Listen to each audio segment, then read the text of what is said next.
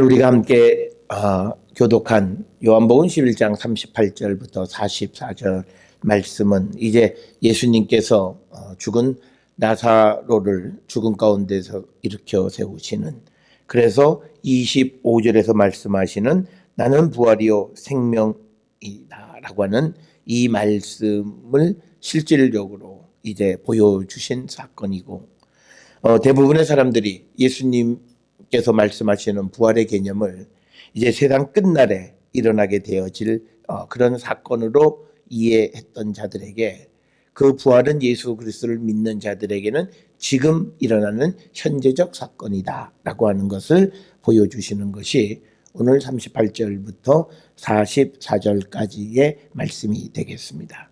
따라서 우리가 예수 그리스도의 부활에 대한 믿음이 그저 우리가 세상 끝날에 주님이 우리를 마지막 심판하시기 위해서 죽은 자들을 다 살리신다라고 하는 그런 개념의 부활을 믿는 것이 아니라 25절 26절에 있는 것처럼 예수 그리스도를 믿는 자는 죽어도 살겠고 또 살아서 믿는 자는 영원히 죽지 않는다라고 하는 이 말씀을 믿음으로 오늘 우리가 살아가는 이 삶에서 주님의 부활의 능력 또 영생의 기쁨을 가지고 살아가는 자들이 되어야 함을 우리에게 가르쳐 주시는 그런 말씀이 되겠습니다.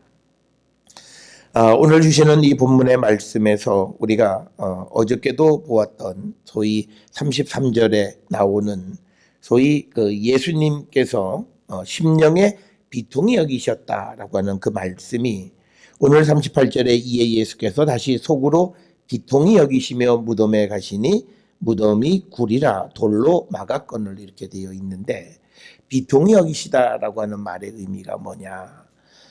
이 헬라어 동사를 찾아보니까 엠브리마오마이라고 하는 동사인데, 이 말은요 사실은 이것은 굉장히 의역되어져 있는데 말의 뜻은 뭐냐면 예수님께서 심히 비난하셨다는 거예요. 그리고 예수님이 지금 이 마리아도 울고 같이 따라온 유대인들이 우는 것을 보고 굉장히 민망하게 여기셨다는 그런 뜻이에요. 그 말은 뭐냐면 지금 이 마리아나 마르다 그리고 예수님 그 지금 이 마리아의 주변에서 마리아와 마르다를 조문하려고 하는 유대인들은 그래도 바리새인들이나 이런 사람들과는 약간 다르게 약간 예수에 대해서는 조금 믿음이 있는데 그들의 믿음이 전혀 예수님을 믿지 못하는 것에 대해서 예수님께서 지금 그들을 비난하시고 그들이 우는 것에 대해서 민망히 여기셨다는 거예요. 왜냐하면 예수님의 생각에는 이제 그 나사로가 자면 깨우시면 되는 거고 죽었으면 그를 살리시면 되는 거예요. 그러니까 예수님 앞에 와서 울 일이 없다는 거예요. 그런데 예수님 앞에 와서도 우는 것은 예수께서 말씀하신 25절 26절에 있는 그 말씀을 마르다가 물론 신앙을 고백하기는 했지만 그러나 전체적으로 이것에 대한 이 말씀에 대한 믿음이 없는 것에 대해서 예수님이 속으로 굉장히 민망히 여기셨다라고 하는 그런 의미로 우리가 이해를 해야 전체적인 신학적인 내용의 균형을 맞추는 겁니다. 그래서 지금 오늘 주시는 이 본문에서 마리아 그리고 유대인들이 나사로의 죽음으로 그냥 슬퍼하고 울고 슬퍼했다라고 하는 말은 죽음의 권세에 졌다라고 하는 거예요. 그런데 예수님은 그 죽음의 권세를 이기시는 분이 바로 그 앞에 있음에도 불구하고 그들이 우는 그 모습에 예수님 대단히 민망히 여기셨고, 그리고 예수님께서 그들을 마음속으로 심히 비난하셨다는 거예요. 저건 아닌데 라고 하는 거죠. 아니 내가 지금 살리러 왔는데 왜 울어? 그래서 우리가요 하나님 앞에 우리가 어떤 급한 일이 벌어지고 하면 우리는 울어요. 그리고 막 울면서 하나님 앞에. 그런데 우리가 그 모습이 과연 옳은가라고 하는, 그는 지극히 인간적인 모습이에요. 정말 우리가 예수 그리스도 앞에 주님 앞에서 주님을 의지하고 주님이 우리의 모든 문제를 해결해 주실 수 있는 분이고, 또 특별히 오늘 그 요한복음 11장 25, 26절에 주신 말씀처럼 예수님이 부활이고 생명이다. 그리고 요한복음 1장부터 지금까지 말씀하신 것이 예수님은 생명을 주시는 분이고 그 영원한 생명이 예수 그리스도 안에 있다. 그리고 내가 너희들에게 주는 떡, 물, 생수, 생명의 떡. 뭐 이런 말씀들을 지금까지 쭉 해오셨는데도 불구하고 예수님 앞에서도 그 죽음을 두려워하고 죽음을 슬퍼하고 그리고 그런 죽음의 악에 눌려 살아가는 그 모습에 예수님은 민망히 여기시고 그들을 속으로 심히 비판하셨다라고 하는 그런 의미가 되겠습니다. 그래서 우리가 오늘 주시는 이 본문의 말씀에서 예수님이 지금 나사로를 살리러 오셨어요. 그런데 그 예수님이 살리러 왔는데 거기서 우는 그 모습에 대해서 예수님은 조금은 그들에 대해서 분노하시는 모습이라는 거예요. 그래서 우리가 하나님 앞에 가는 믿음의 모습에서 하나님이 어떤 분인가에 대한 분명한 고백이 있으면 그 고백에 맞는 행동을 해야 돼요. 그래서 주님이 내가 갖고 있는 이 고난을 이기게 해주시고 내게 이 고난을 통해서 큰 일을 이루시고 하나님의 일을 보여주시겠다라는 믿음이 있으면 우리는 절대 울면 안 되는 거죠. 그래서 우리가 어떻게 보면요, 세상으로 살아가다 보면 예수 믿는 사람들은 세상 사람들의 감정과는 다른 감정선을 타고 살아가는 사람들이에요. 다른 사람들은 슬프다, 뭐 그렇지만 우리가 믿음 안에서 우리가 슬퍼만 할 수는 없다는 거죠.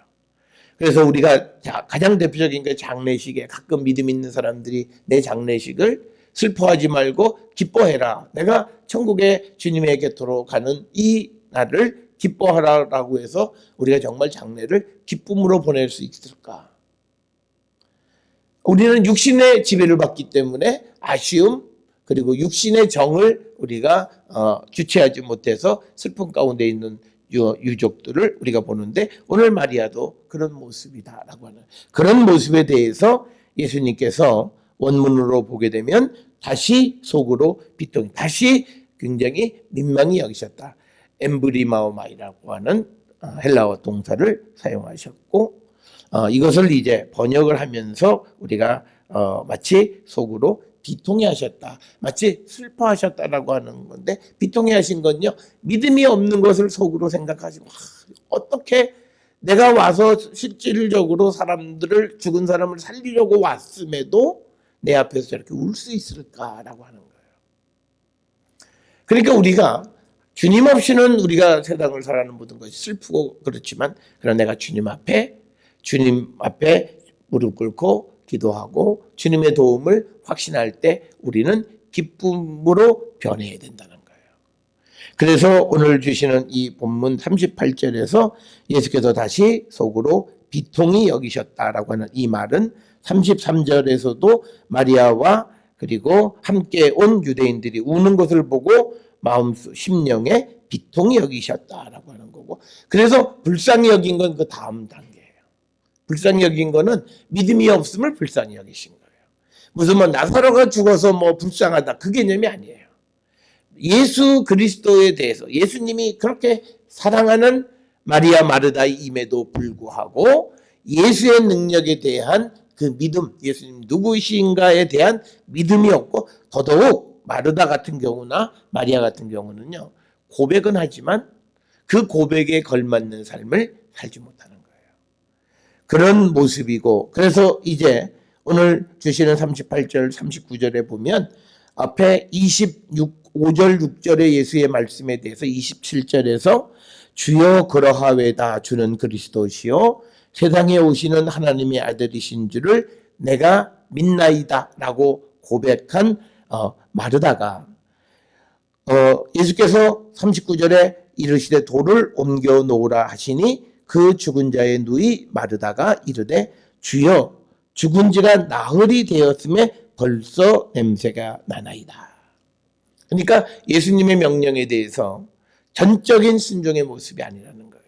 믿음의 고백은 대단한 믿음의 고백을 하고 있는 그 마르다의 모습이고요. 또 마르다는 뭐라고 얘기를 하냐면 지금이라도 예수께서 하나님께 구하면 다 들어주실 줄 내가 믿는다. 그래서 예수님이 돌을 굴려라 라고 이야기를 하는데 입으로는 대단한 믿음을 고백해요. 마치 이거는 마태복음 16장 16절에서 베드로가 주는 그리스도시요 살아계신 하나님의 아들이라고 하는 고백을 하면서, 이 고백은 예수님이 이건 하나님께로부터 난 고백이지 사람으로서는 이 고백을 할 수 없다. 그만큼 칭찬을 받던 베드로였지만 예수님께서 죽음, 부활 이 말씀을 하실 때 베드로는 그때부터 예수님에 대해서 이해하지 못하고 오히려 예수님이 하시는 일을 그리 마시옵소서. 그래서 예수님이 어찌 너는 사람의 일만 생각하느냐? 하나님의 일을 좀 생각하라는 거죠. 그러니까 지금 이 마르다의 반응 역시도요, 사람의 일로 반응하는 거고, 그리고 결국은 마르다의 경험이에요. 그래서 그가 죽은 지가 이미 4일 지났다라고 하고, 거기다가 더더욱요 냄새까지 난다라고 하는 것은 이미 시체가 썩어가고 있다는 거예요. 자, 여기서 예수님은 이 상황이요 정말 바라던 상황이었어요. 예수님이 죽은 지 3일 만에 사람을 살리면요, 그 일은 주변에 있던 사람들에게 그렇게 놀라울 일이 아니에요. 왜? 우리도 가끔 들어본 일이 있어. 구약 성경에서도 보면 가끔 3일 지나고 아이가 죽었는데 엘리사가 가서 엎어서 누워서 죽은 아이를 다시 살리기도 하고 뭐 그런 이야기들이 있으니까 뭐 예수님 그건 뭐 그럴 수도 있지 이렇게 되어지는데, 예수님이 원하시던 거는 지금까지 보지 못했던 일을 이루시는 거예요. 그것은 뭐냐면요, 우리가 이 날 때부터 맹인된 사람의 눈을 뜨게 했을 때 그 사람이 뭐라 얘기하냐면, 날 때부터 맹인된 자의 눈을 뜨게 한 것은 창세 이래로 본 적이 없다. 그러니까 예수님은 이제 창세 이래로 나타나지 않았던 부활, 죽었다 살아난 사람들의 이야기들은 있지만 그것과는 차원이 다른 부활의 사건을 사람들에게 보여주고, 그래서 그 사람들의 믿음을 갖게 하려고 애쓰시는 모습. 그렇기 때문에 39절에 죽은 지 4일 지났고 냄새가 난다라고 하는 것은 예수님에게는 아주 바라던 바로 그 타이밍, 카이로스의 때가 온 거예요. 그래야 그 주변에 있던 사람들이 이제 믿기 시작하고, 결국은 이것 때문에 이제 마지막에 우리가 45절 이하에 보게 되면 대제사장 바리새인들 이 사람들이 예수님을 죽이려고 하는 계기가 되는 거예요. 왜? 창세 이래에 아무도 하지 못한 그 일을 주님이 하셨다는 거예요. 자, 그래서 우리가 여기서 중요한 건요, 하나님이 내게 보여주시는 이적은요 오늘 처음 일어난 일이에요. 그러면 그건요 내가 경험해 보지 못한 거예요. 그래서 우리가 하나님의 능력을 체험하고 하나님의 은혜 가운데 살아가는 사람이 되기 위해서 우리에게 필요한 건 뭐냐면요, 내 경험을 포기해야 돼요. 그런데 오늘날 우리는요 경험이 없으면 아무것도 이해할 수 없다고 생각하는 그런 사조 속에 살고 있어요. 오늘날 우리가 살아가는 이 시대의 이 철학이나 이런 시대 사조가 뭐냐면 경험주의예요. 사람은 경험한 것만 안다. 그런데 그거는 육신으로는 그렇게 얘기할 수 있어요. 그러기에 우리에게 필요한 게 뭐냐면 경험하지 못한 것을 알 수 있게 해주시는 것이 성령이라는 거예요. 그래서 우리가 성령이 우리 가운데 임하게 돼. 그러니까 우리가 경험한 것만 알면요 영적 세계는 전혀 모르죠. 뭐 경험해보지 못한 세계가 되니까. 그러면 그것은 기독교의 어쩌면 핵심적인 것을 알지 못하는 거예요. 그래서 우리가 세상을 살아가면서 우리는요, 사람들은 경험한 것만 안다고 생각하지만 우리가 살아가는 삶은 오늘 내게 주어진 이 날이 경험하지 못한 새로운 날이에요. 이 날이 어제와 유사한 것 같지만 분명 어제와는 달라요. 일기도 다르고 내가 생각하는 생각도 다르고, 어제까지는 어떤 일에 대해서 굉장히 절망하고 실망 가운데 있었지만 오늘은 그 일에 대해서 내가 긍정적인 생각을 가지고 희망을 가지고 한 걸음 더 나가려고 하는 마음의 그 경험은 과거의 경험과 다른 거예요.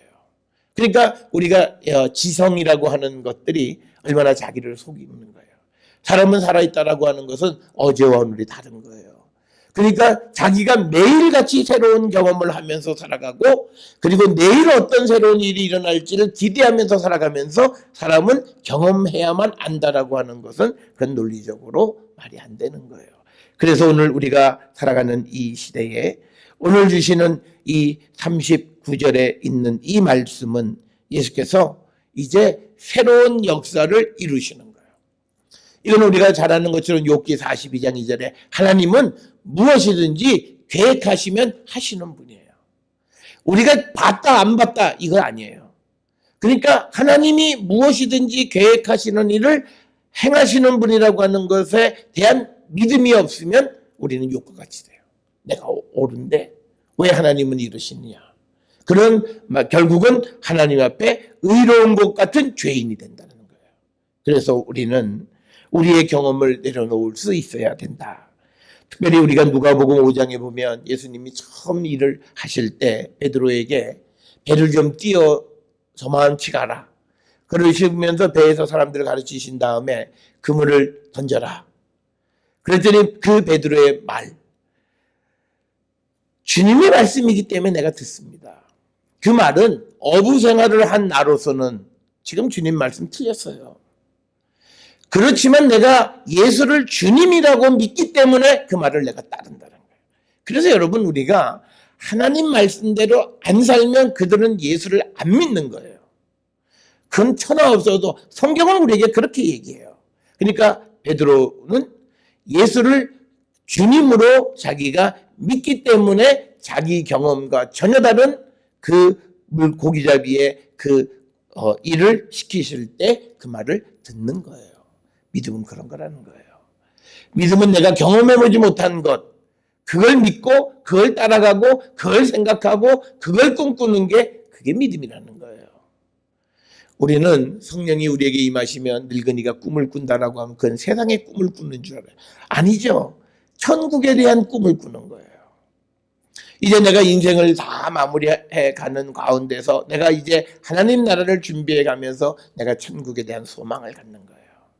그래서 내가 오늘 하루도 더 열심히 살아가게 돼. 그러니까 오늘날 우리가 연세가 드신 분들은 고집스럽고 말도 안 듣고 그러면 안 돼요.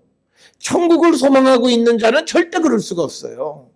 왜? 내 모습이 이제 내게 다가설 그 마지막 심판의 때에 주님에게 판단을 받아야 돼요. 그러면 오늘도 내가 지금까지도 열심히 잘 살아왔지만 오늘도 주님의 말씀 안에서 내가 열심히 살려고 하는 그 삶을 살아가는 거예요. 그래야 이 세상이 좋아지는 거죠. 그래서 오늘 우리가 주시는 이 말씀, 작은 말씀 하나예요.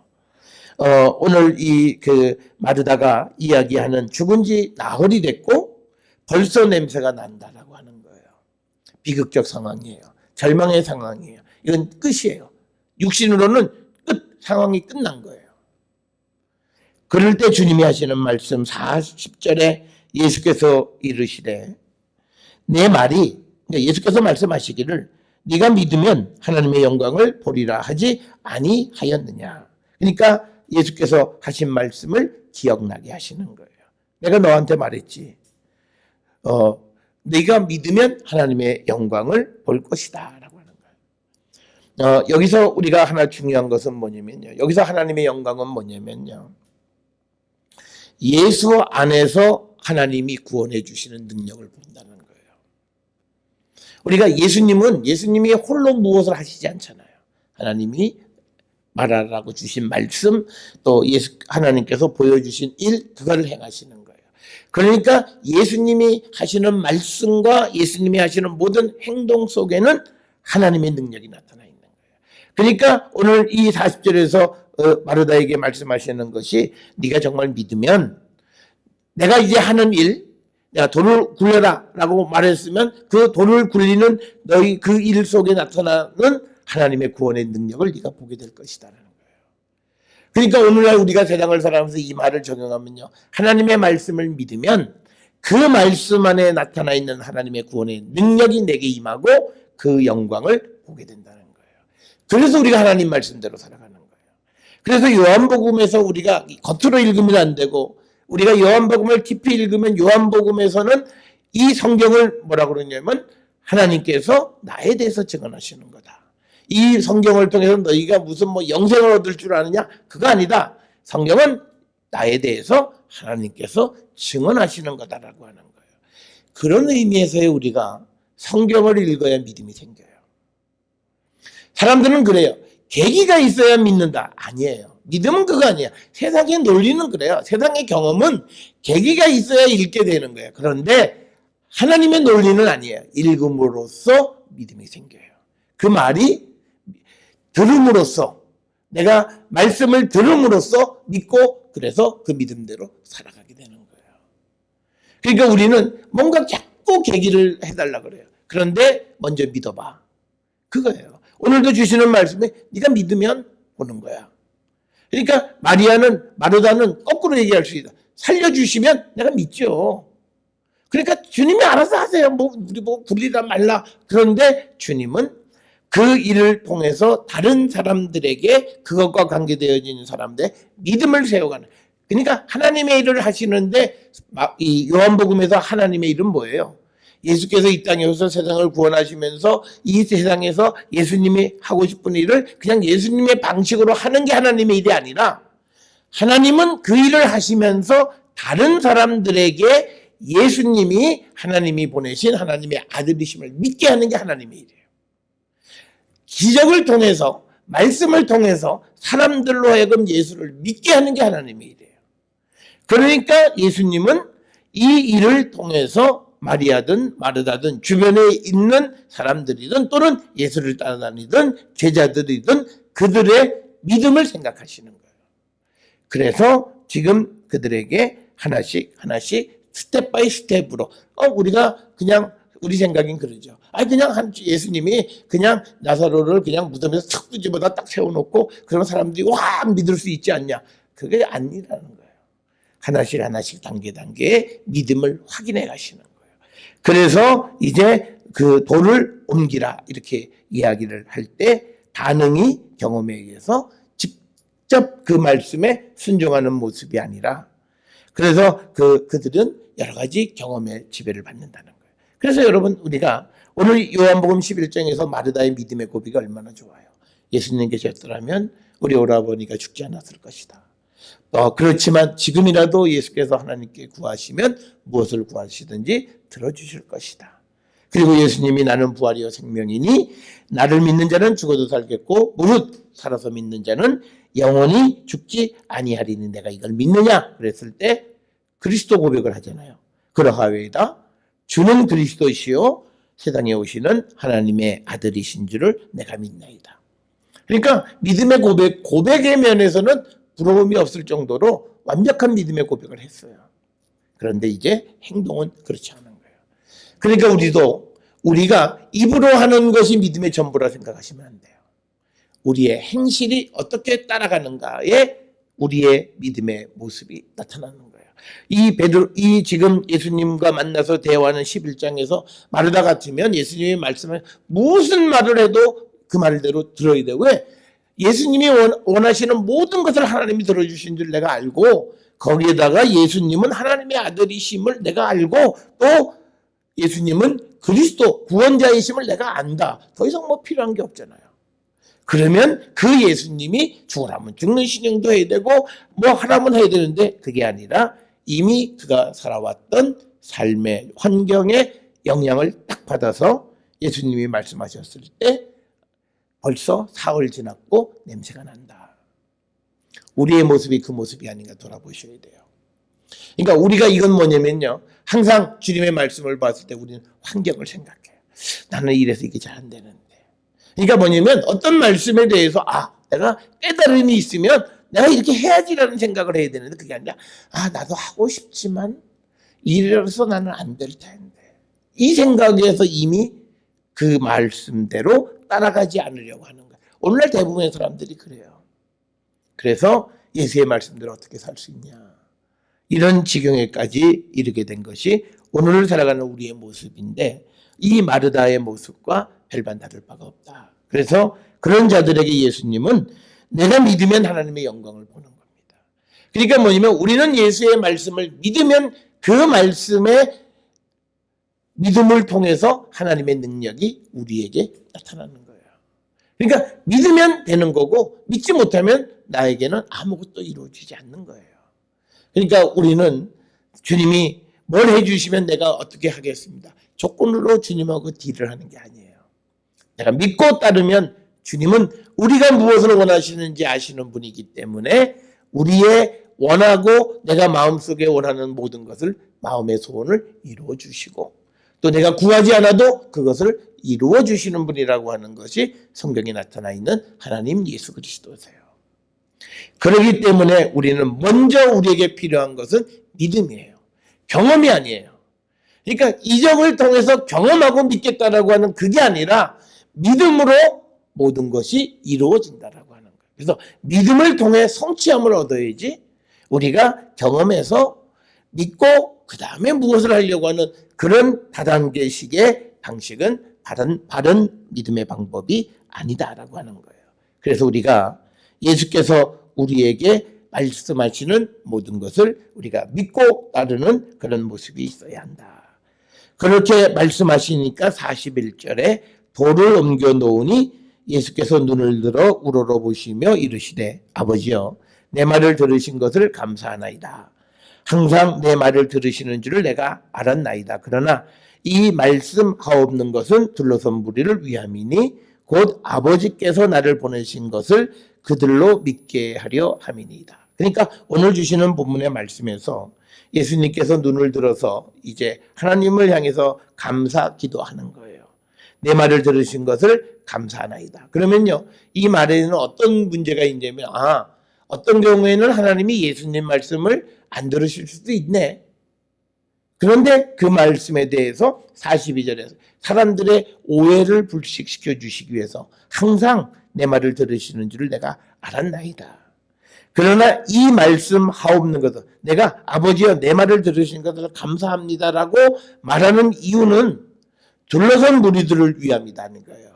그러니까 예수님은 하나님은 항상 예수께서 하시는 모든 것을 들으시고 이루어 주시는 분인 줄 알아요. 그런데 이 지금 옆에서 둘러서서 보고 있는 사람들, 그 사람들의 믿음을 위해서, 즉 그들이 아버지께서 예수님을 보내신 것을 그들이 믿게 하기 위해서 이제 예수님께서 아버지여 내 말을 들으신 것을 감사합니다. 그러니까 하나님이 내 말을 들어주셨으니까 나는 하나님께로부터 보냄을 받은 자임을 사람들에게 증명하는 거예요. 그러니까 사람들이요, 예수님이 하나님으로부터 보냄을 받았다라고 하는 사실을 알면 모든 걸 다 믿어야 되는 거예요. 근데 지금 근본적으로 예수님을 보내셨다라고 하는 하나님께로부터 보냄을 받았다라는 그 사실 자체를 믿지 못하는 거예요. 그래서 예수님은 41절에서 하나님께 내 말을 들으신 것을 감사합니다라고 말하는 것은 내 말을 들어주셨다라고 하는 것은 하나님이 예수님을 보내셨다라고 하는 것을 입증하기 위한 것이에요. 그러면 또 사람들이 잘못된 생각을 할까봐 42절에 설명하는 게 항상 내 말을 들으시는 줄을 내가 안다. 그런데 사실은 예수님은 하나님이 하라고 하시는 일을 하시는 거지 자기 마음대로 뭘 하시는 분이 아니라고 얘기하는 거예요. 그러니까 사실은 내 말을 들으시는 게 아니라 예수가 하시는 모든 게 하나님의 계획이에요. 그런 줄 알지만 그러나 믿음을 갖게 하기 위해서 주변에 둘러선 사람들을 위해서 아버지여 내 말을 들으신 것을 감사하나이다라는 이 말을 하게 됐다고 설명을 하시는 건 이제요 너무 예수님 말씀에 오해들을 많이 해요. 그러니까 그 오해하지 못하도록 그 말씀의 의미가 무엇인지를 정확하게 42절에서 설명해 주시는 거예요. 그러면서 이 말씀을 하시고 큰 소리로 나사로야 나오라. 그러니까 사실은 무덤이 이제 열렸잖아요. 그러면 살짝 불러도 되잖아요. 야 나사로 나와. 그런데 예수님은 그렇게 하지 않아요. 큰 소리로.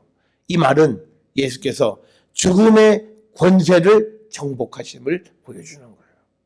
그래서 크게 나사로야 나오라고 명령하시는 말씀이고. 그러니까 한번 생각해 보세요. 이 무덤이 오늘 주시는 본문의 말씀에 보게 되면요. 굴로 되어 있다. 이렇게 되어 있어요. 그래서 38절에 보면 무덤에 가니 무덤이 굴이라. 굴에 입구를 쳐놓고 굴에다 소리를 크게 질러보세요. 그 안이 정정하게 울려 퍼지는 거예요. 그러므로 인해서 그 어둠의 세상, 빛이 들어가지 않는 그 굴, 거기에 예수의 명령으로 죽음을 몰아내고 생명의 기운을 불어넣는 그 명령이 오늘 나사로야 나오라라고 큰 소리 치시는 거예요. 그래서 여러분 우리가 이 세상을 살아가면서 이 세상에 대해서 우리가 비굴할 필요가 없어요. 물론 우리가 어떤 복음을 위한 전략적인 자세는 필요할런지 모르겠습니다만, 그러나 이 죽음의 세력에 대해서 우리가 비굴하고 웅얼거리고 우리가 할 말 제대로 못하고 그런 거 아니라, 우리가 예수께서 큰 소리로 나사로야 나오라고 말씀하셨던 것처럼 우리도 이 말을 할 수 있어야 돼요. 그래서요, 우리가 세상을 살아가면서 누구에게 복음을 전할 때 굉장히 비굴하게 복음을 전하면 안 돼요. 그 복음을 전한다라고 하는 것은 어찌 보면 영적인 전쟁이에요. 그를 붙잡고 있는 죽음의 권세와 이제 예수 그리스도의 생명을 불어주는 거예요. 그렇기 때문에 오늘 주시는 이 43절에 큰 소리로 나사로야 나오라고 부르시는 이 말씀, 이것이 우리에게 주는 상징적 의미가 있다라고 하는 것을 우리가 기억하시고, 이 말씀을 하실 때 44절에 죽은 자가, 즉 나사로를 얘기하죠. 수족을 배로 동인 채로 나오는데 그 얼굴은 수건에 쌓였더라. 예수께서 이르시되 풀어 놓아 다니게 하라. 그러니까 뭐냐면 풀어주라가 아니에요. 풀어서 자유롭게, 그래서 움직이게 하라는 거예요. 그게 살아있는 거예요. 그래서 예수께서 이제 죽은 자를 완전히 살려주시는 그 예를 이제 우리에게 보여주신 것이 오늘 우리가 읽은 요한복음 11장 38절에서 44절이에요. 이 부활의 능력은요, 오늘 이 시간에도 우리에게 나타납니다. 내가 주님을 믿을 때 주님은 우리를 억누르고 있고, 우리를 지배하고 있고, 우리를 붙잡고 있는 모든 악한 세력으로부터 우리를 자유케 하시고, 우리를 감싸고 있는 모든 끈들, 우리를 배로 동여 놓은 우리를 다 풀어서 자유롭게 하시고 우리를 다니게 하시는 그 은혜를 우리에게 베풀어 주시는 거예요. 그래서 우리가 이 주님의 능력을 우리가 믿는 자, 그래서 우리가 하나님의 영광을 날마다 체험하고 살아가는 우리 모든 성도들이 될 수 있기를 주의 이름으로 축원합니다.